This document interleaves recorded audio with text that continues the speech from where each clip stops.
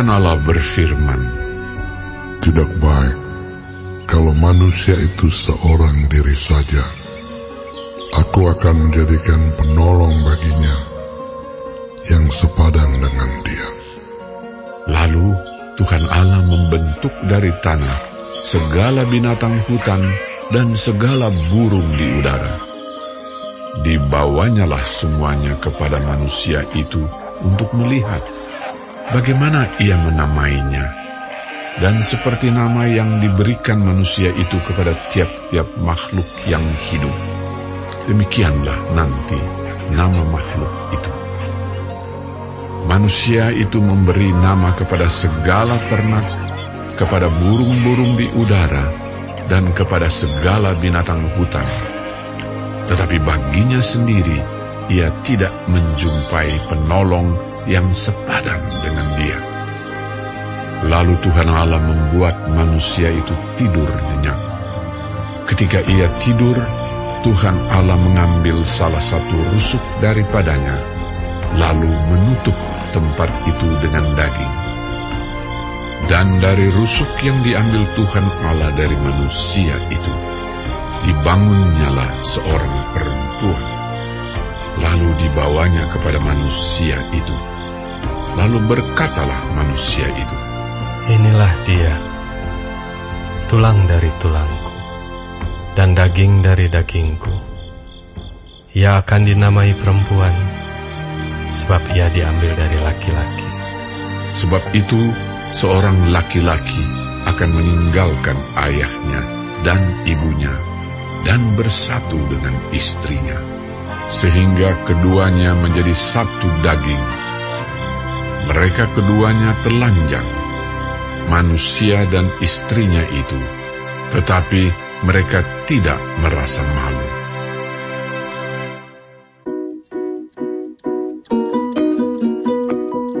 Shalom adik-adik yang sangat disayangi oleh Tuhan Yesus. Minggu ini kita akan belajar dari pelajaran 3, yaitu Tuhan memberiku keluarga. Nas yang akan kita pelajari adalah dari Kejadian 2 ayat 18 sampai 25. Pagi ini saya menggantikan Tante Koni untuk menyampaikan pengajaran sekolah minggu tunas muda kita ini. Hari ini Tante Koni sedang dirawat di rumah sakit. Sebelumnya saya mau sampaikan, saya pakai masker ini karena saya bikin rekaman ini dari rumah sakit sambil menjaga Tante Koni.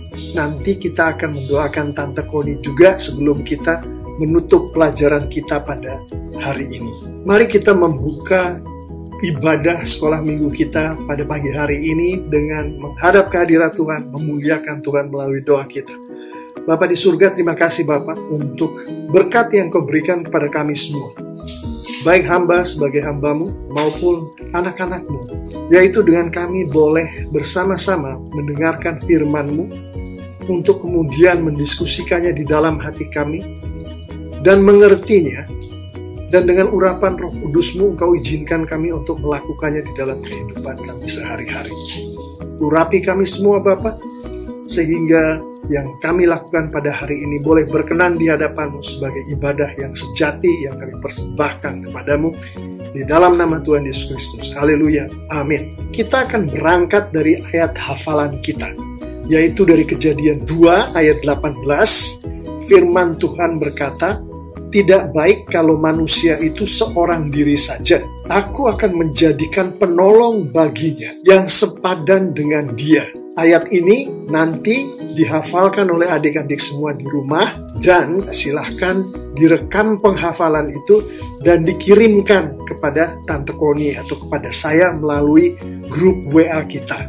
Biasanya seorang pendeta memberikan nasihat terhadap pasangan seorang pria dan seorang wanita yang berdoa untuk menjadi pasangan seorang suami dan seorang istri, kalau si pendeta itu bertanya, bagaimana Anda bertemu dengan pasangan Anda? Rata-rata cerita yang disampaikan adalah cerita-cerita yang sangat menarik dari pengalaman mereka berdua, bagaimana mereka bertemu satu dengan yang lain. Ada yang bilang mereka bertemu di sekolah minggu, ada yang bilang mereka bertemu di sekolah. Kisaran jawaban yang diberikan atas pertanyaan yang saya ajukan itu biasanya adalah seperti berikut. Si pria akan mengatakan, saya sudah sangat merindukan ingin memiliki seorang istri, lalu saya melihat seorang wanita yang saya anggap menarik di sekolah minggu atau di sekolah, lalu saya melakukan pendekatan-pendekatan terhadap si wanita itu. Atau sebaliknya, hari ini kita akan belajar bahwa keluarga itu sebetulnya yang membentuk adalah Tuhan sendiri. Bukan seorang wanita atau seorang pria yang ingin membentuk keluarga. Tuhan yang mempertemukan si pria dan si wanita. Kembali ke ayat hafalan tadi. Kita akan memperhatikan kata sepadan dari ayat 18 itu. Saya ingin membawa kita semua ke sesuatu hal yang sangat sederhana, yaitu kata sepadan ini ditafsirkan oleh Alkitab terjemahan lama bahasa Indonesia sebagai berjodoh. Seseorang yang sepadan atau berjodoh adalah seseorang yang dengan jodohnya, dengan padanannya, bisa saling mengimbangi dan melengkapi satu sama lain berdasarkan kelebihan maupun kekurangan dari masing-masing orang itu, yang dalam hal ini adalah si pria dan si wanita, sepasang suami dan istri. Demikianlah terhadap keluarga kita. Orang tua dimaksudkan menjadi pasangan yang sepadan. Memang dalam keluarga pasti ada masalah. Untuk itu keluarga harus saling menolong dan melengkapi. Jadi hal sepadan ini juga lah seharusnya terjadi di dalam keluarga antara si ayah dan si ibu. Karena masing-masing bisa jadi memiliki kekurangan-kekurangan. Dan si ayah akan melengkapi. Si ibu akan melengkapi si ayah. Sehingga kekurangan-kekurangan itu bisa ditutup. Tentunya untuk keluarga anak-anak Tuhan, semuanya berdasarkan Alkitab dan untuk kemuliaan Tuhan. Poin kedua yang disampaikan oleh buku pelajaran kita adalah mengenai keterbukaan. Di ayat 24 ditulis bahwa ketika terbentuknya keluarga, seorang laki-laki dan perempuan harus meninggalkan orang tuanya, kemudian bersatu menjadi satu daging. Disusul dengan ayat 25 yang mengatakan, ketika manusia dan perempuan itu bersatu, mereka sudah tidak malu sekalipun telanjang karena mereka dibawa Tuhan untuk menjadi satu. Dari kedua ayat di atas, kita semua mengerti bahwa menjadi satu daging antara seorang laki-laki dan perempuan, dan mereka tidak malu satu dengan yang lain, padahal mereka telanjang, menunjukkan secara tersirat adanya keterbukaan di antara si suami dan si istri. Jadi kita renungkan di pagi hari ini. Pertama adalah sepadan atau berjodoh. Kedua adalah keterbukaan. Yang di dalam konteks yang sedang kita bicarakan ini akhirnya menjadi keterbukaan di dalam suatu keluarga. Jadi antara si ayah dan ibu, dan kemudian ayah, ibu, dan anak harus ada keterbukaan. Dengan itu saya sampaikan, kita akan melanjutkan untuk melihat lebih dalam lagi ayat yang kita hafalkan tadi. Jadi ada renungan khusus mengenai itu, silahkan dilihat dulu.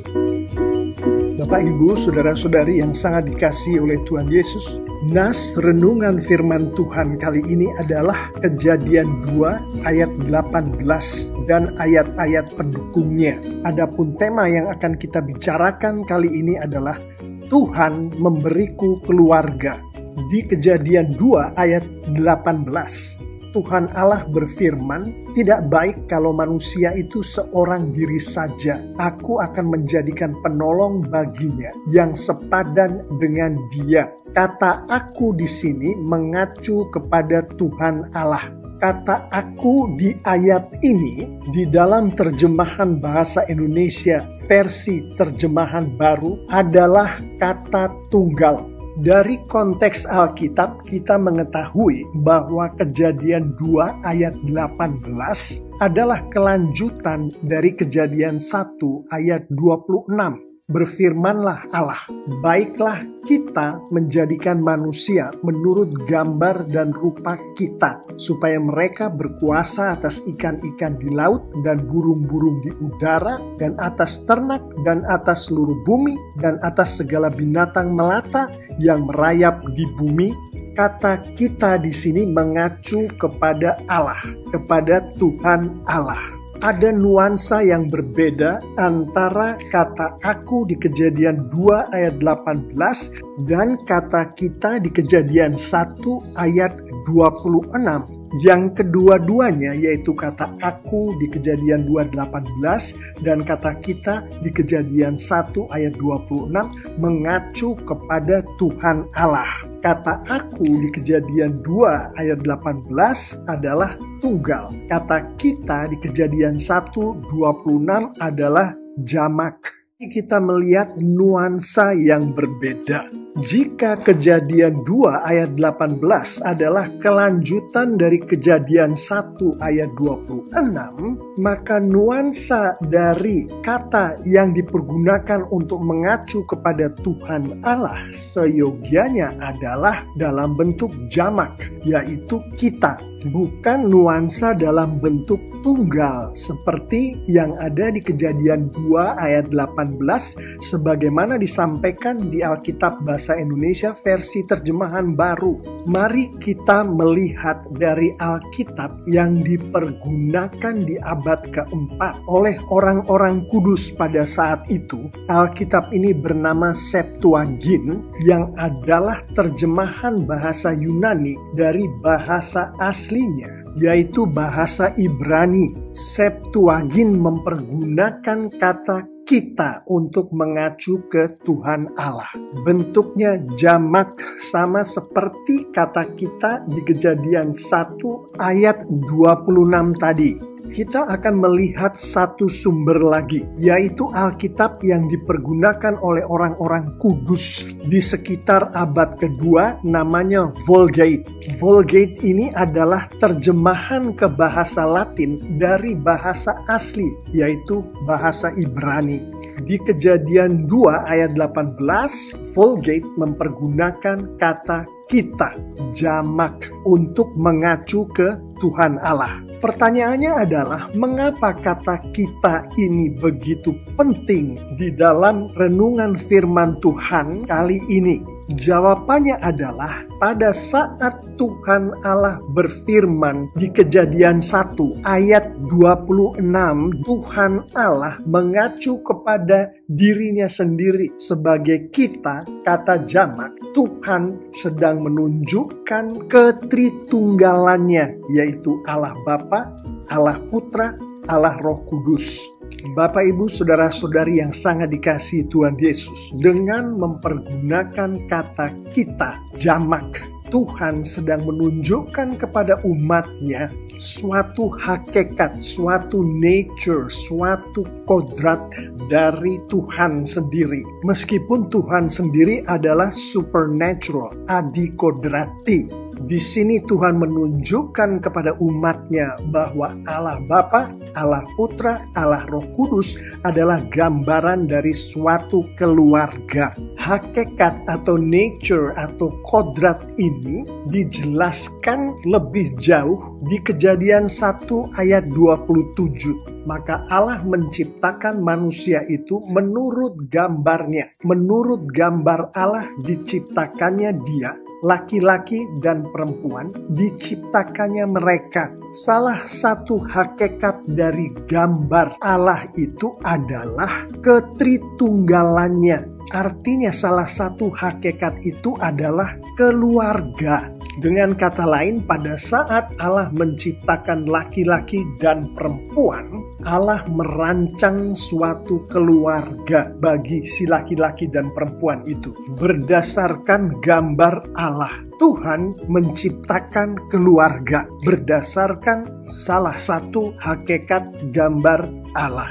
Jadi pada saat Tuhan berfirman di Kejadian 2 ayat 18, tidak baik kalau manusia itu seorang diri saja, Aku akan menjadikan penolong baginya yang sepadan dengan dia, yang menurut Septuagint dan Vulgate, kita akan menjadikan penolong baginya yang sepadan dengan dia. Tuhan Allah tidak hanya berpikir atau merancang akan seorang pria dan seorang wanita yang kemudian menjadi seorang suami dan seorang istri, tapi Tuhan Allah berpikir merancang keluarga yang adalah salah satu hakikat dari gambar Allah tadi.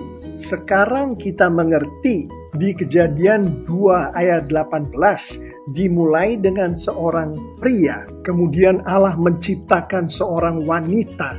Pikiran rancangan Tuhan adalah keluarga bagi si pria dan wanita tadi. Mari kita lihat keluarga yang dirancang oleh Tuhan Allah itu pada hari-hari ini. Seperti apakah bentuknya? Kita melihat ketritunggalan Tuhan Allah yang menggambarkan keluarga itu, yaitu Roh Tuhan Allah ada di ketritunggalan Tuhan Allah. Roh Tuhan Yesus ada di ketritunggalan Tuhan Allah. Roh Kudus ada di ketritunggalan Tuhan Allah. Yang mana dari konteks Alkitab kita mengetahui bahwa Roh Tuhan Allah, Roh Tuhan Yesus, Roh Kudus adalah roh yang sama, yaitu roh yang adalah ketritunggalan Allah, yaitu roh yang adalah menggambarkan keluarga. Sebagaimana keluarga yang dimaksudkan oleh Tuhan Allah adalah berdasarkan roh, maka demikianlah pula yang terjadi di hari-hari ini. Keluarga bagi anak-anak Tuhan terjadinya adalah karena roh yang sama, Roh Kudus Tuhan, yang berada di dalam setiap anak-anak Tuhan yang ada di dalam keluarga milik Tuhan itu. Roma 8 ayat 9 dan 11. Jika memang roh Allah diam di dalam kamu, tetapi jika orang tidak memiliki roh Kristus, ia bukan milik Kristus. Dan jika roh dia yang telah membangkitkan Yesus dari antara orang mati diam di dalam kamu, menunjukkan kepada kita bahwa roh Allah, roh Kristus, dan Roh Kudus yang diam di dalam orang-orang percaya adalah satu roh. Artinya roh yang ada di dalam Tuhan Yesus dan roh yang ada di dalam Yohanes, Paulus, Musa, dan anak-anak Tuhan yang hidup di hari-hari ini adalah roh yang sama, Roh Kudus Tuhan, yang menyebabkan Tuhan Yesus, Paulus, Yohanes, Musa, anak-anak Tuhan yang hidup di hari ini, yang memiliki roh yang sama itu, adalah keluarga. Bapak, Ibu, saudara-saudari yang sangat dikasihi Tuhan Yesus, demikianlah keluarga yang sejati sebagaimana dirancang oleh Tuhan. Karena hanya Tuhanlah yang dapat membuat seseorang menjadi anak Tuhan, menjadi seseorang yang memiliki Roh Kudus. Maka keluarga dalam pengertian yang sedang kita renungkan ini hanya dapat dibuat oleh Tuhan. Artinya Tuhanlah yang menciptakan keluarga. Adapun mengenai tujuan penciptaan keluarga, mari kita melihat di ayat-ayat berikut. Kejadian 1 ayat 4. Allah melihat bahwa terang itu baik. Ayat 10.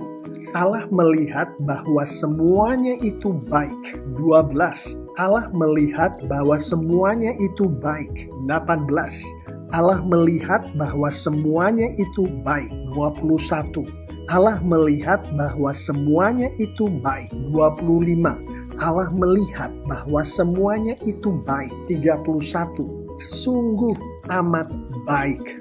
Di ayat-ayat ini firman Tuhan menyampaikan seluruh penciptaan, seluruh ciptaan Tuhan ada untuk tujuan semuanya itu baik bagi Tuhan. Apa artinya baik bagi Tuhan? Salah satu penafsiran dari kata baik adalah memuliakan Tuhan.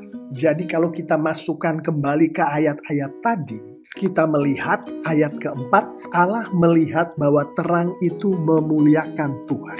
Ayat ke-10, Allah melihat bahwa semuanya itu memuliakan Tuhan. Ayat ke-12, Allah melihat bahwa semuanya itu memuliakan Tuhan. Ayat ke-18, Allah melihat bahwa semuanya itu memuliakan Tuhan. Ayat ke-21, Allah melihat bahwa semuanya itu memuliakan Tuhan. Ayat ke-25, Allah melihat bahwa semuanya itu memuliakan Tuhan. Ayat ke-31, sungguh amat memuliakan Tuhan. Semua ciptaan Allah adalah untuk memuliakan Tuhan, termasuk ciptaan Allah keluarga. Dengan kata lain, Allah, Tuhan, menciptakan keluarga untuk kemuliaan Tuhan. Demikianlah renungan firman Tuhan kali ini. Bapak, Ibu, saudara-saudari yang sangat dikasihi Tuhan Yesus, mari kita tutup renungan ini dengan beberapa penerapan. Dari renungan kita ini, kita mengetahui yang membuat keluarga di dalam Tuhan adalah kesamaan Roh Kudus yang ada di dalam masing-masing anggota keluarga. Artinya, si suami, si istri, atau si ayah, si ibu, si anak, itu barulah keluarga seperti yang dimaksudkan oleh Tuhan pada saat si suami memiliki Roh Kudus Tuhan, si istri memiliki Roh Kudus Tuhan, si anak memiliki Roh Kudus Tuhan. Artinya anggota keluarga masing-masing memiliki satu roh, yaitu Roh Kudus Tuhan. Pertanyaannya sekarang adalah, apakah keluarga kita, si ayah, si ibu, si suami, si istri, si anak, sudah memiliki satu roh, yaitu Roh Kudus Tuhan? Artinya, apakah masing-masing anggota keluarga itu sudah percaya pada Yesus, bahwa Yesus adalah Tuhan, bahwa Yesus adalah Juru Selamat? Kalau jawaban dari pertanyaan ini adalah salah satu dari anggota keluarga saya masih belum percaya pada Yesus, artinya si anggota keluarga ini belum memiliki Roh Kudus Tuhan. Maka untuk penerapan pertama adalah mohon kepada Roh Kudus supaya Roh Kudus membimbing anggota keluarga kita yang masih belum percaya pada Tuhan Yesus, supaya yang bersangkutan percaya bahwa Yesus adalah Tuhan, Yesus adalah Juru Selamat. Dengan demikian, keluarga itu menjadi keluarga sebagaimana yang dikehendaki oleh Tuhan, yaitu keluarga yang setiap anggotanya memiliki Roh Kudus Tuhan. Pertanyaan berikutnya adalah, sekiranya seluruh anggota keluarga ini adalah sudah seperti yang dikehendaki oleh Tuhan, yaitu memiliki satu roh, yaitu Roh Kudus Tuhan, maka sebagaimana kita renungkan tadi bahwa tujuan Tuhan menciptakan keluarga adalah untuk memuliakan Tuhan, untuk kemuliaan Tuhan. Pertanyaannya adalah, apakah setiap anggota keluarga itu sebagai satu keluarga sudah sama-sama bersatu dalam roh untuk memuliakan Tuhankah? Artinya seluruh anggota keluarga ini sebagai keluarga bersama-sama berdoa dan beribadah memuliakan Tuhan setiap harikah? Jika jawabannya belum, termasuk keluarga kami tidak memiliki altar keluarga. Kami jarang sekali duduk satu meja berdoa bersama, membicarakan firman Tuhan bersama. Artinya kami jarang sekali bahkan tidak pernah sebagai satu keluarga beribadah memuliakan Tuhan, maka ini berarti tujuan Tuhan menciptakan keluarga, yaitu untuk memuliakan Tuhan, termasuk melalui ibadah kepada Tuhan, belum tercapai. Artinya keluarga yang bersangkutan ini belum memuliakan Tuhan.